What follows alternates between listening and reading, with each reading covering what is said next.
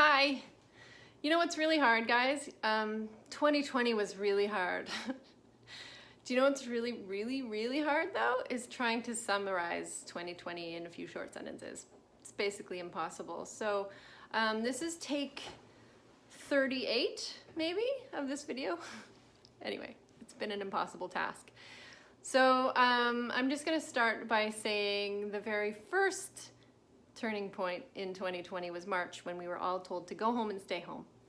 And we did. And it was a lot of time spent at home with children, which for me was awesome. I loved it. I thought it was really interesting to see how different people approached education at that time.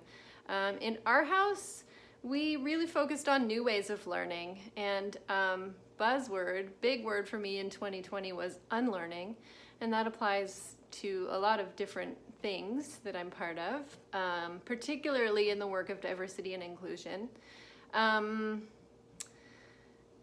We had another turning point in April when there was a mass tragedy in Nova Scotia, and I'm still not really sure how we all got through that. It was utterly terrifying, and I think what we all realized then is that we could support each other and love one another and send out kindness even if we were not physically together. And so I think it did bring people closer in a virtual way. And then May was the murder of George Floyd, which also had massive global consequences and hit home, and really sharpened my focus on what was important to me and my commitment in fighting anti-Black racism through some of the work I've been a part of in diversity and inclusion. So the momentum, I guess, the new energy, the motivation, I guess you could say, that came from that really really manifested itself in the summer in the most positive way, when we were able to run a grassroots program for July and August that was just simply joyful. It was wonderful. It was the best, and I think that is my highlight of 2020, would be running the North Press and Serve program. And now we're in the fall, and it's getting cold and dark, and it's quiet, and we are in the second wave and isolated once again. And I don't know, man, I think we can all hold it. We are all big containers, and we're all strong enough to hold all this. We all need each other. We need to be kind and reach out when we need help, and that has never been more apparent to me than it is in this exact moment. My hope for 2021 is that the pandemic goes away. I think that will be really positive.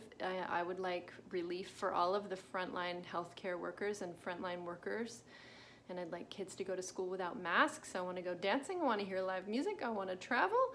I want people to be able to get back to the things that they loved, and I want to get back in the habit of hugging my friends. I think we're all going to need a lot of patience. I am going into 2021 with extraordinarily low expectations, but a whole lot of hope that we can all be compassionate with ourselves and kind to one another and help each other out.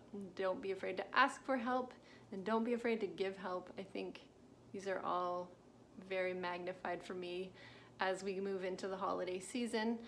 And so I hope that everyone has many happy moments, and that you hold on to the happy moments and hold on to the things that make you feel good and make you feel grateful. One thing that makes me feel very grateful is a sense of belonging at INcorporated, and a chance to be in the company of some incredible, intelligent people in the space of diversity and inclusion, and to be able to learn from them. So thank you very much, and all the best.